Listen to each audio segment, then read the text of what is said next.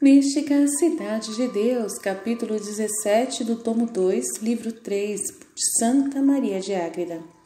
A saudação da Rainha do Céu a Santa Isabel e a santificação de São João.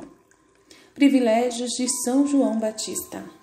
Ao chegar Maria Santíssima à casa de Zacarias, Santa Isabel se encontrava no 6º mês de gravidez do futuro precursor de Cristo, nosso bem.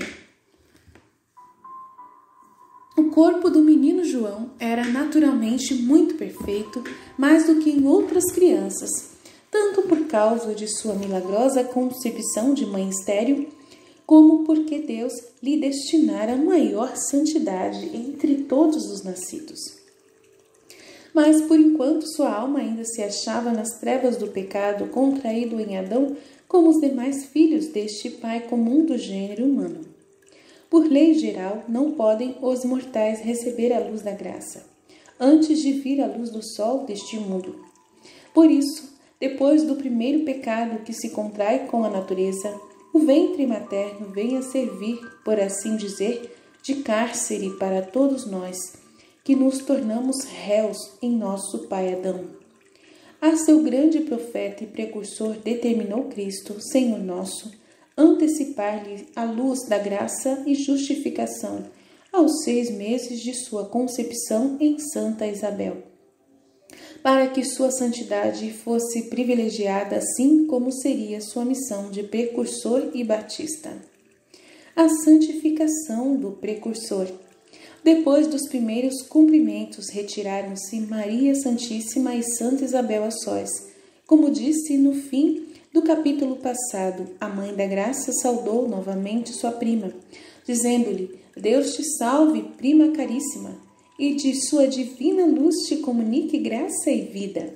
A voz de Maria Santíssima ficou Santa Isabel repleta do Espírito Santo e interiormente tão iluminada que no momento conheceu altíssimos mistérios.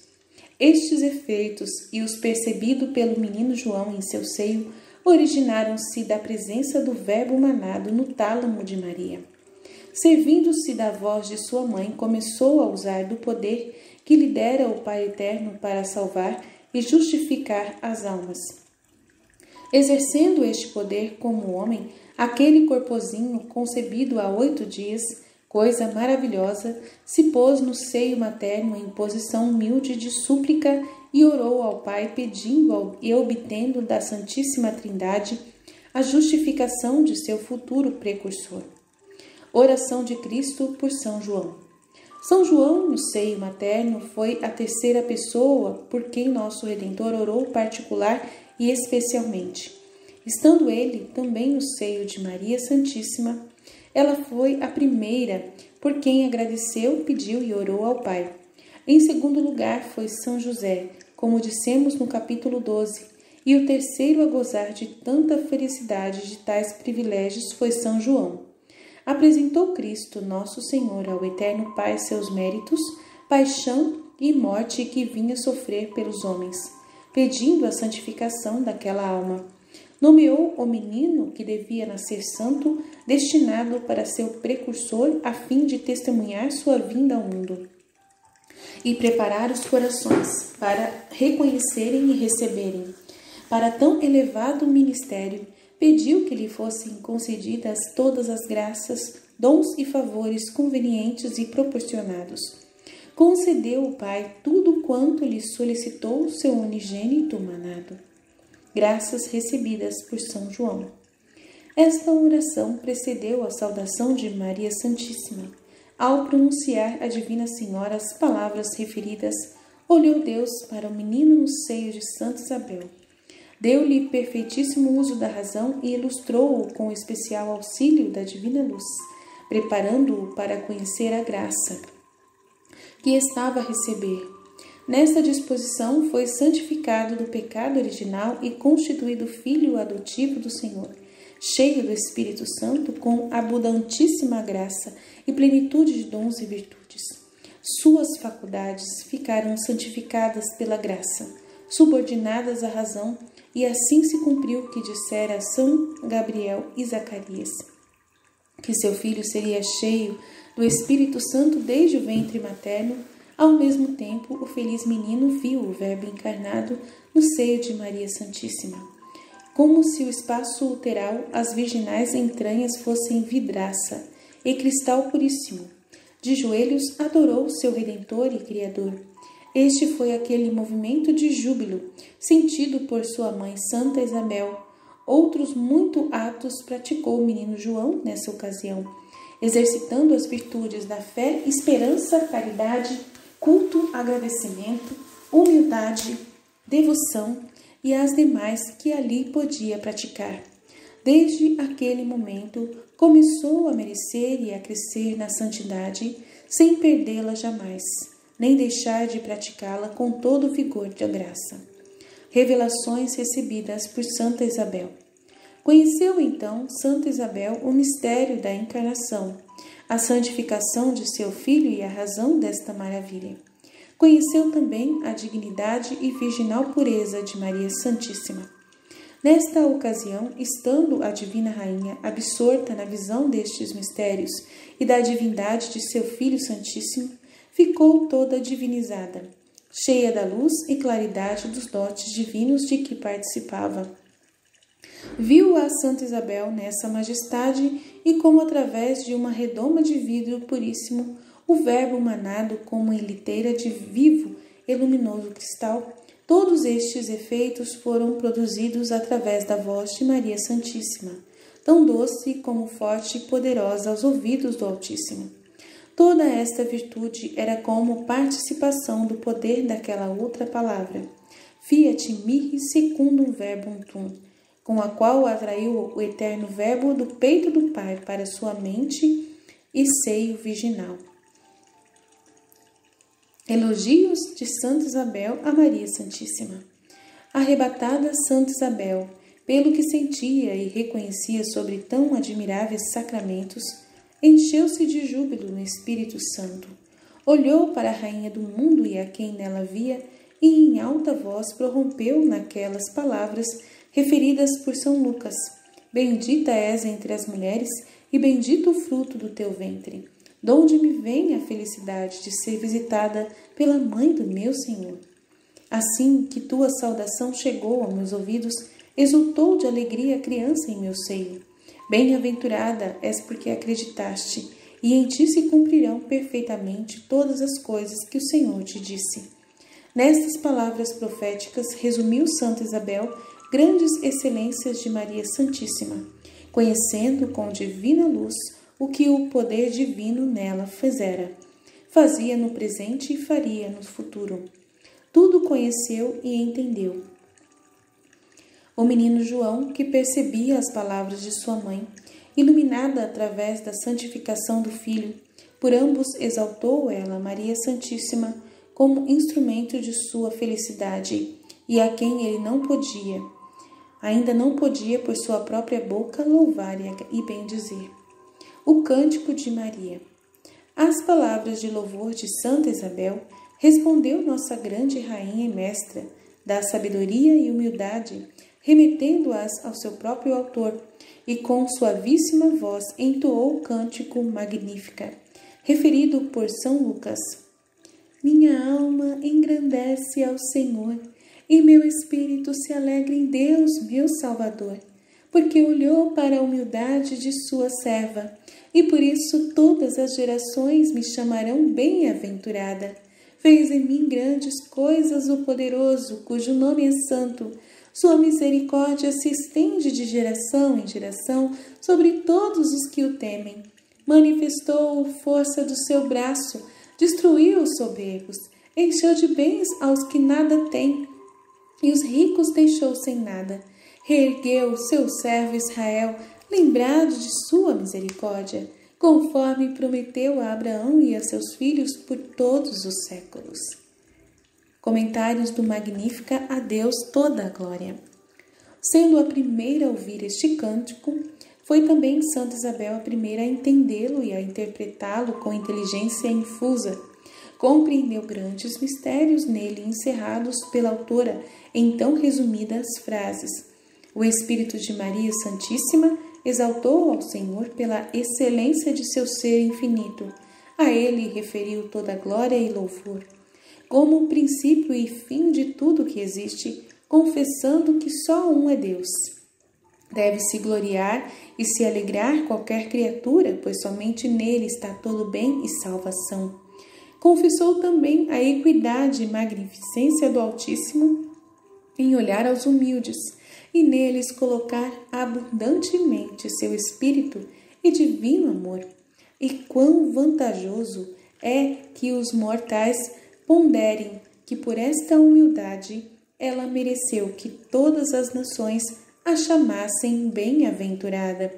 Com ela obterão esta mesma felicidade todos os humildes, cada qual na própria medida. Numa só palavra declarou todas as misericórdias, favores e dons que operou nela o Todo-Poderoso, cujo nome é santo e admirável. Chamou as grandes coisas, porque nenhuma foi pequena para a imensa capacidade da grande Rainha e Senhora. Exaltação dos humildes, humilhação dos soberbos. Na plenitude de Maria Santíssima, transbordam as misericórdias do Altíssimo para todo o gênero humano. Ela foi a porta do céu, onde todas se derramaram e pela qual devemos entrar à participação da divindade. Por isso, confessou que a misericórdia do Senhor por ela se estenderia a todas as gerações e se comunicaria aos que o temem. Assim como as misericórdias infinitas elevam os humildes e procuram aos que o temem, assim também o poderoso braço de sua justiça dissipa e destrói aos soberbos nos pensamentos de seus corações. Derruba-os de seu trono, para neles colocar os pobres e humildes. Esta justiça do Senhor estreou-se gloriosa e admiravelmente no chefe dos soberbos, Lúcifer, e em seus sequazes. O braço do Altíssimo os dissipou e derrubou, porque eles mesmos se precipitaram. Daquele elevado lugar e assento da natureza e da graça, que possuíam segundo a primeira intenção da mente e do amor de Deus, pelo qual deseja que todos se salvem. Sua queda lhes proveio de intencionarem subir, onde não podiam e nem deviam. Nesta arrogância chocaram-se contra os justos, em insondáveis juízos do Senhor, que os dissipou e derrubou.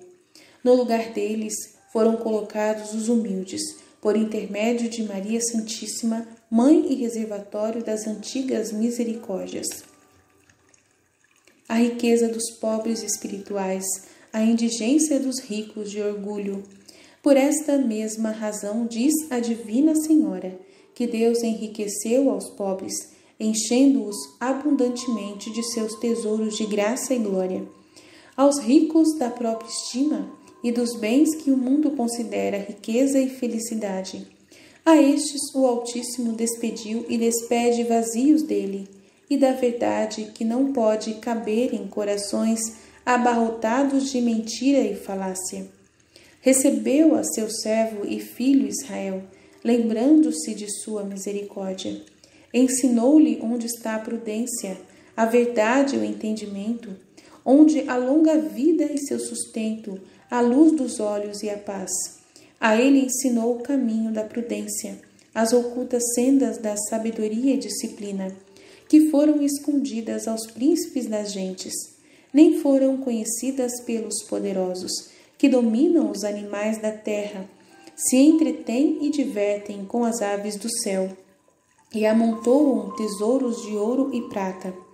Não a receberam os filhos de Agar e habitantes de Temã, que são os sábios e os prudentes segundo este mundo. Concede-a o Altíssimo aos filhos da luz, e de Abraão pela fé, esperança e obediência. Assim o prometer a ele e a sua posteridade e geração espiritual, pelo bendito e feliz fruto do virginal ventre de Maria Santíssima. Comparação com uma passagem de Isaías. Ao ouvir a rainha das criaturas, compreendeu Santa Isabel estes ocultos mistérios. Não apenas o que posso explicar entendeu a feliz matrona, mas muitos outros e maiores mistérios que meu entendimento não alcança. Tampouco quero alongar-me em tudo o que me foi declarado, pois prolongaria demasiado esta explicação. As doces e divinas palavras destas duas santas e prudentes senhoras, Maria Puríssima e Santa Isabel, lembraram-me os dois serafins que Isaías viu junto ao trono do Altíssimo, alternando aquele divino cântico sempre novo, Santo, Santo, Santo, Santo, cobrindo com as duas asas e a cabeça, com duas os pés e voando com outras duas. Claro, que o ardente amor destas senhoras excedia ao de todos os serafins, e só Maria Santíssima amava mais que todos eles. Neste divino incêndio abrasavam-se, estendendo as asas do coração, para o comunicarem misteriosamente e para voar à mais elevada inteligência dos mistérios do Altíssimo. Com outras duas asas de rara sabedoria, cobriam a cabeça, porque ambas propuseram guardar em segredo, por toda a vida, o sacramento do Rei, e submeteram seus entendimentos para crer com docilidade, sem altivez nem curiosidade. Cobriam também os pés do Senhor e os delas com asas de serafins, mantendo-se humildes e alheias à própria estima na presença de tanta majestade.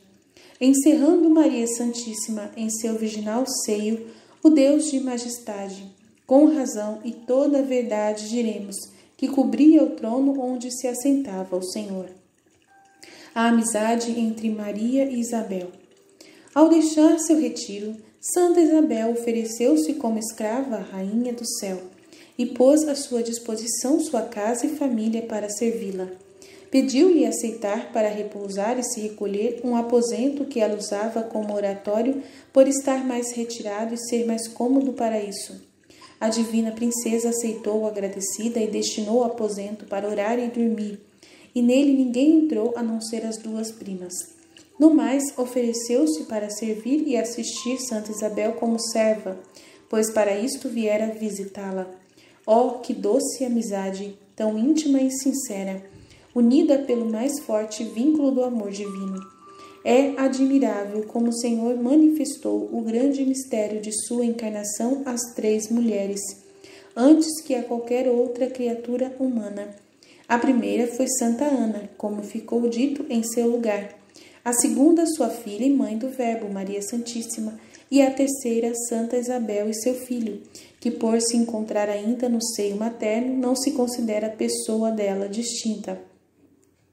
Isto confirma o que disse São Paulo: o que é astuto segundo Deus é mais sábio que os homens.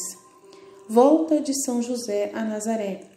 Depois de permanecer em grande espaço de tempo a sós, entrada já a noite, Maria Santíssima e Isabel saíram do aposento. A rainha encontrou-se então com Zacarias, ainda mudo, e lhe pediu a bênção como sacerdote do Senhor.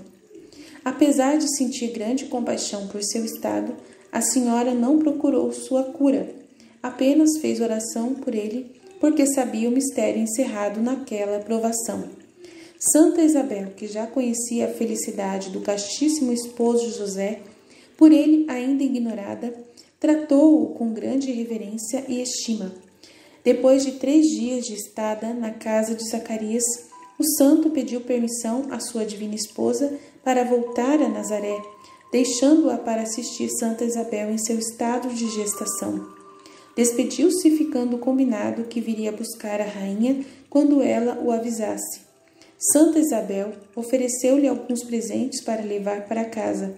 Aceitou algumas coisas, mas por atenção à insistência da santa, porque era homem cheio de Deus, não apenas amante da pobreza, mas de coração magnânimo e desprendido. Voltou a Nazaré no jumentinho que trouxera. Em casa, na ausência de sua esposa, foi servido por uma parenta vizinha que costumava trazer de fora as coisas que Maria Santíssima necessitava. Doutrina que me deu a Rainha Senhora Nossa. Valor da graça. Minha filha, para que em teu coração mais se acenda a chama do constante desejo de alcançar a graça e a amizade de Deus, faço questão que conheças a dignidade, excelência e felicidade de uma alma quando chega a receber essa formosura. É tão admirável e de tanto valor que não poderás compreender, ainda que eu te manifeste. Mais impossível ainda será explicá-la com tuas palavras.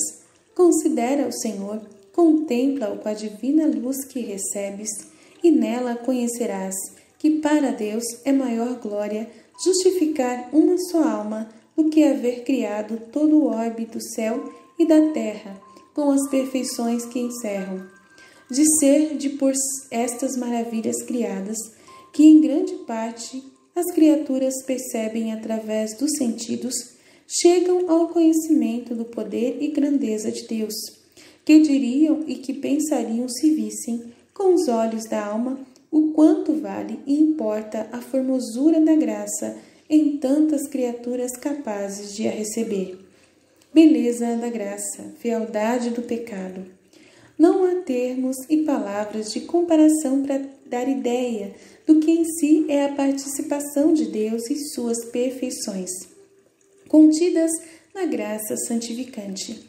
Muito pouco é chamá-la mais pura e branca do que a neve, mais refulgente do que o sol, mais rica do que o ouro e as pedras preciosas, mais amável e agradável que todos os deleites, prazeres e gozos, mais formosa que tudo quanto possa imaginar o desejo das criaturas. Por outro lado, pensa na fealdade do pecado, para que o contraste te sugira a mais clara ideia da graça. Nem as trevas, nem a putrefação, nem o mais hediondo e repugnante chega a comparar-se com ele, e seu mau odor. Grande percepção disto tiveram os mártires e santos, que para conseguir a beleza da graça e evitar cair na infelicidade, na infeliz ruína do pecado, não temeram o fogo, os cutelos, as feras, os tormentos, os cárceres, as ignomínias, as penas, as dores, nem a mesma morte, nem o prolongado padecer até ela. Tudo isto pesa menos, e não chega ao valor de um só grau de graça que uma alma, ainda que seja mais desprezada pelo mundo, pode obter e fazer crescer. Tudo isto é ignorado pelos homens, que só estimam e ambicionam a fugaz e aparente beleza das criaturas, considerando vil e desprezível o que não a tem. Esforço para não perder e para aumentar a graça. Agora entenderás algo do favor que o Verbo manado concedeu ao seu precursor João, no seio de sua mãe. Por tê-lo compreendido, é que ele saltou de alegria e júbilo. Conhecerás também quanto deves fazer e padecer para conseguir a felicidade da graça, para não perder tão apreciável beleza, nem manchá-la com culpa alguma, por leve que seja, nem retardá-la com qualquer imperfeição. Desejo que a imitação de minhas relações com minha prima Isabel não aceites nem dês entrada a amizades humanas. Trata somente com quem pode e deve falar do Altíssimo e seus mistérios, e possa te ensinar o verdadeiro caminho de seu divino beneplácito. Ainda que tenhas muito trabalho e preocupação, não deixes nem esqueça os exercícios espirituais e o regulamento da vida perfeita. Tudo o que há de observar, não só quando haja comodidade, mas também na contradição, dificuldade e ocupações, pois a natureza imperfeita serve-se de qualquer pretexto para se relaxar. Capítulo 18. Modo de vida que Maria Santíssima seguiu na casa de Zacarias e alguns fatos com Santa Isabel. Maria pede orientação a Deus para distribuir seu tempo. As principais finalidades da visitação já estavam realizadas: a santificação do precursor São João e o aprofundamento espiritual de Santa Isabel pelas novas graças recebidas nessa ocasião. Depois disso, determinou a grande rainha ordenar suas ocupações na casa de Zacarias, pois não podiam ser iguais às que tinha na sua. Para agir em tudo sob a direção do Espírito Divino, recolheu-se e prostrou-se na presença do Altíssimo. Pediu-lhe, segundo costumava, a orientar-se no que devia fazer durante sua permanência na casa de seus servos Isabel e Zacarias, a fim de lhe ser agradável em tudo e cumprir exatamente seu beneplácito. Ouviu o Senhor sua oração e respondeu-lhe: Esposa e pomba minha, eu governarei tuas ações e dirigirei teus passos para meu maior agrado e serviço. E te avisarei o dia em que deverás voltar para casa. Enquanto estiveres na minha serva Isabel, conviverás com ela e continuarás teus exercícios e orações pela salvação dos homens. Impede que eu descarregue sobre eles minha justiça, por causa das incessantes ofensas que multiplicam contra a minha bondade. Ao fazer este pedido, me oferecerás por ele, aquele que trazes no seio, o cordeiro sem mancha, que tira os pecados do mundo. Estas serão tuas atuais ocupações. As ocupações espirituais e corporais de Maria. De acordo com estas ordens do Altíssimo, a princesa dos céus distribuiu seu tempo na casa de Isabel. Levantava-se à meia-noite, como sempre fazia, para se entregar à contínua contemplação dos mistérios divinos, dando quer ao sono como à vigília o que a perfeitíssima e proporcionadamente exigia seu físico. Nestes exercícios sempre recebia novas graças, iluminações, elevações e carícias do Altíssimo. Teve naqueles 3 meses muitas visões da divindade, mais frequentemente pelo modo abstrativo. Ainda mais assídua era a visão da Santíssima Humanidade do Verbo e sua união hipostática, cujo altar e oratório era o virginal tálamo. Via como ia crescendo o sagrado corpo e esta visão como os mistérios que se lhe manifestavam no imenso campo da divindade de seu poder. Faziam crescer também o espírito desta grande senhora. Muitas vezes teria desfalecido e morrido vítima do incêndio de seu amor e ardente afeto, se não fosse confortada pela virtude do Senhor. Sem interromper estes invisíveis ofícios, prestava-se a todos os que se ofereciam para o serviço e consolo de sua prima Isabel. Sem lhes dar um momento sequer a mais do que a caridade reclamava, voltava logo a seu retiro e solidão, onde com maior liberdade expandia seu espírito na presença do Senhor. Maria confeccionou o enxoval do recém-nascido João Batista. Por se ocupar assim interiormente, nem por isso deixava-se ficar ociosa, porque ao mesmo tempo muitas vezes fazia algum trabalho manual. Tão feliz foi o precursor João, envolto e criado nas faixas e mantilhas feitas pelas mãos desta grande rainha. Obteve-lhe esta felicidade sua mãe Santa Isabel, que por devoção humildemente suplicou este favor à Divina Senhora. Com admirável amor e obediência, aqueceu Maria Santíssima para exercitar esta virtude, submetendo-se a quem desejava servir como a menor de suas criadas. Assim sempre vencia a todos na humildade e obediência. Em muitas coisas, Isabel procurava antecipar-se para servi-la. Ela, porém, com rara prudência e incomparável sabedoria, prevenia as coisas para sempre obter o triunfo na virtude. Competições de humildade entre Maria e Isabel. Sobre isto, travavam as duas primas grandes e amáveis competições de sumo agrado para o Altíssimo e admiração para os anjos. Santa Isabel mostrava-se muito solícita e cuidadosa para ela e sua família servirem a grande Senhora e Rainha.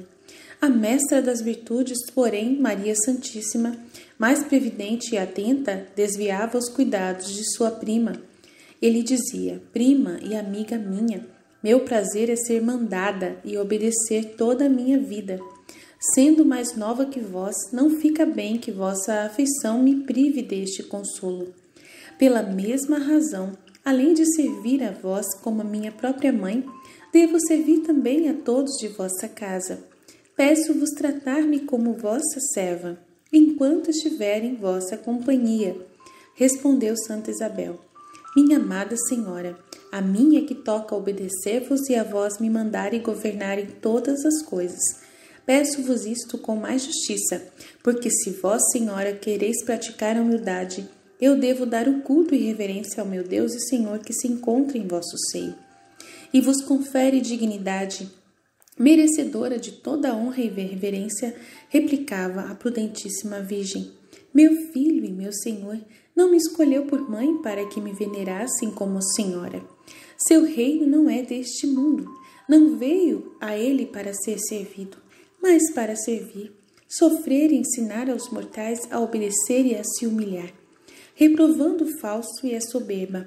Quando Sua Majestade Altíssima me ensina isso e quer ser o opróbrio dos homens, como eu, que sou sua serva e escrava, e não mereço sequer estar entre as criaturas, irei consentir em ser servida pelas que são sua imagem e semelhança?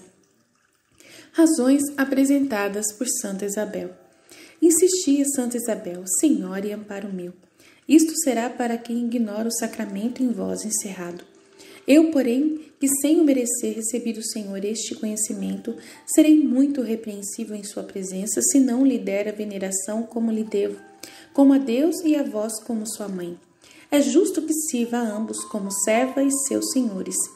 Respondeu Maria Santíssima: minha irmã e amiga, esta reverência que deveis e desejais dar é devida ao Senhor que trago em mim nosso Salvador, verdadeiro e sumo bem. A mim, porém, que sou pura criatura, e entre elas um pobre bichinho, olhai que sou por mim mesma, ainda que adoreis o Criador que me escolheu em minha pobreza para sua morada. Na luz da verdade dareis a Deus o que se lhe deve, a mim o que me toca, que é servir e estar abaixo de todos. Peço-vos isto para meu consolo e pelo mesmo Senhor que leva em meu seio. Maria triunfa, Isabel manda com humildade.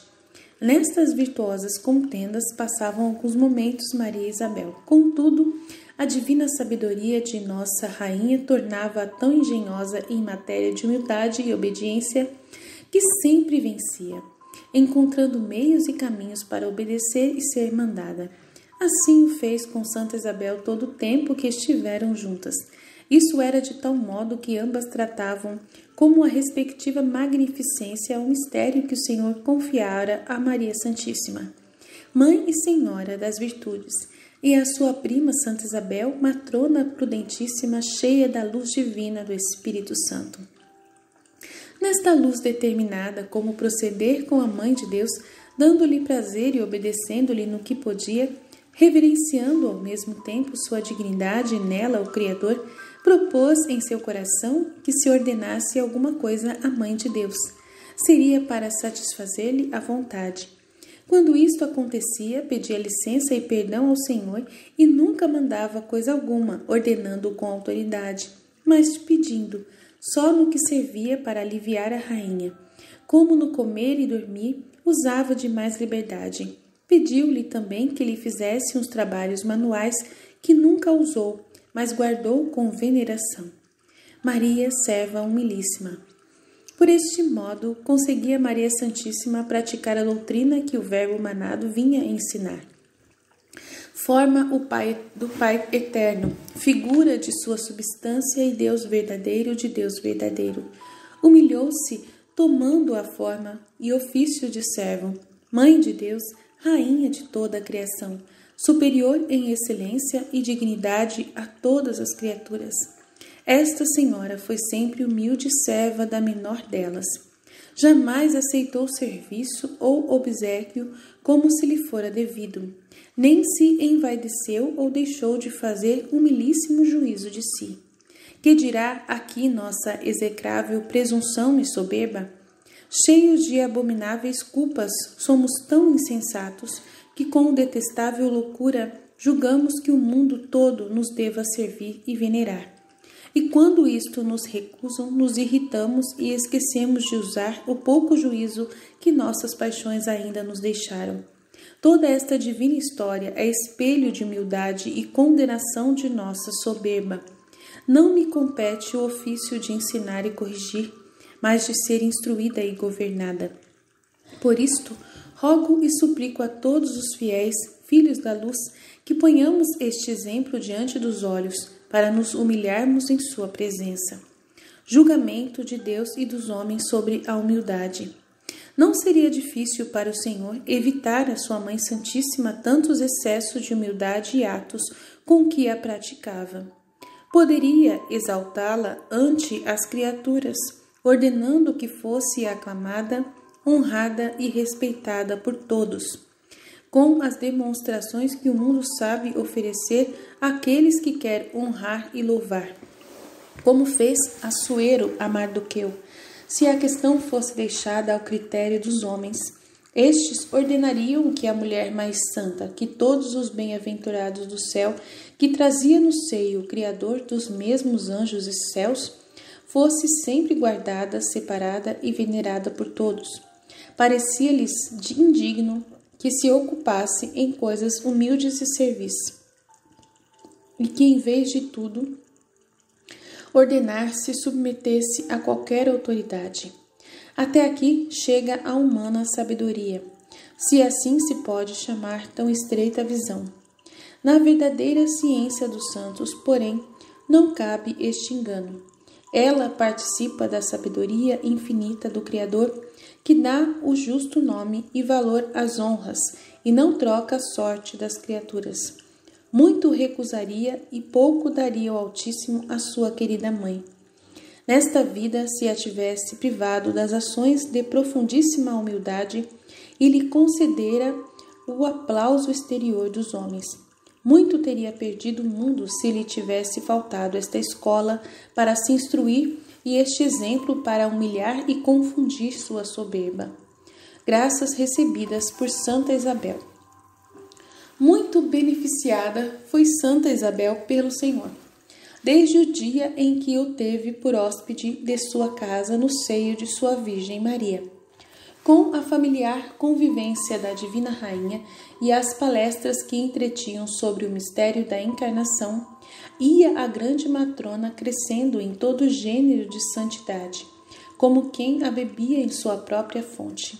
Algumas vezes merecia ver Maria Santíssima em oração, arrebatada e elevada do solo, toda repleta de divinos resplendores e formosura. Não teria podido suportar-lhe a presença nem ver-lhe o rosto, se não fosse fortalecida pela virtude divina. Nestas ocasiões e noutras em que, sem ser vista, contemplava Maria Santíssima, prostrava-se de joelhos em sua presença e adorava o Verbo encarnado no templo do virginal ventre da Mãe aventurada Maria. Todos os mistérios que conheceu pela divina luz e pelo trato com a grande rainha, guardou-os Santa Isabel em seu coração, como depositária fidelíssima e secretária muito discreta de quanto lhe haviam confiado, somente com seu filho João e com Zacarias, no tempo em que este viveu depois do nascimento do filho, pode Santa Isabel conferir algo do mistério que eles também haviam conhecido. Em todos os pontos foi mulher forte, sábia e muito santa. Doutrina que me deu a Santíssima Rainha Maria. Humildade e sabedoria. Minha filha, os benefícios do Altíssimo e o conhecimento de seus divinos mistérios produzem nas almas atentas particular inclinação para a humildade. Com eficaz energia, esta virtude as atrai, semelhante à rapidez e à gravidade com que o fogo e a pedra são arrastados para seu centro natural. Isto faz a verdadeira luz que coloca a criatura no claro conhecimento de si. Refere as graças e a origem, donde vem todo dom perfeito, e estabelece cada coisa em seu devido lugar. Esta é a retíssima ordem da boa razão, que a presunção dos mortais perturba e quase destrói. Por isto, a soberba e o coração por ela dominados, não é capaz de apetecer nem suportar o desprezo. Não tolera quem lhe seja superior, não tem paz com os iguais e tudo atropela por se considerar único e acima de todos. O coração humilde, porém, tanto mais se abate quanto maiores são as graças que recebe. Delas nasce-lhe ambição e ardente afã, para, em sua quietude, se aniquilar e procurar o último lugar. Sente-se constrangido como não é tido por inferior a todos, ou quando lhe falta humilhação. Maria, modelo de humildade. Em mim aprenderás, caríssima, a verdadeira prática desta doutrina. Nenhum dos favores que Deus me concedeu foi pequeno. Meu coração, entretanto, nunca se exaltou presunçosamente. Nem soube cobiçar senão o abaixamento e o último lugar entre as criaturas. Nisto desejo muito que me imites e que a tua solicitude esteja em ser menor que todos, em ser mandada e reputada por inútil. Na presença do Senhor e dos homens, hás de te julgar menos que o pó da terra.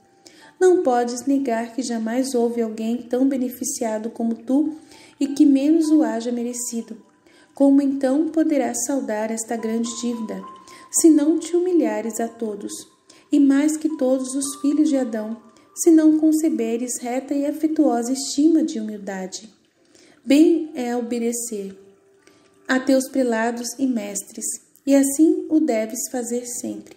De ti quero, porém, que te adiantes mais e obedeças ao menor, em tudo o que não for culpável, assim como obedecerias ao maior superior. É minha vontade que sejas muito aplicada nisso, assim como eu era.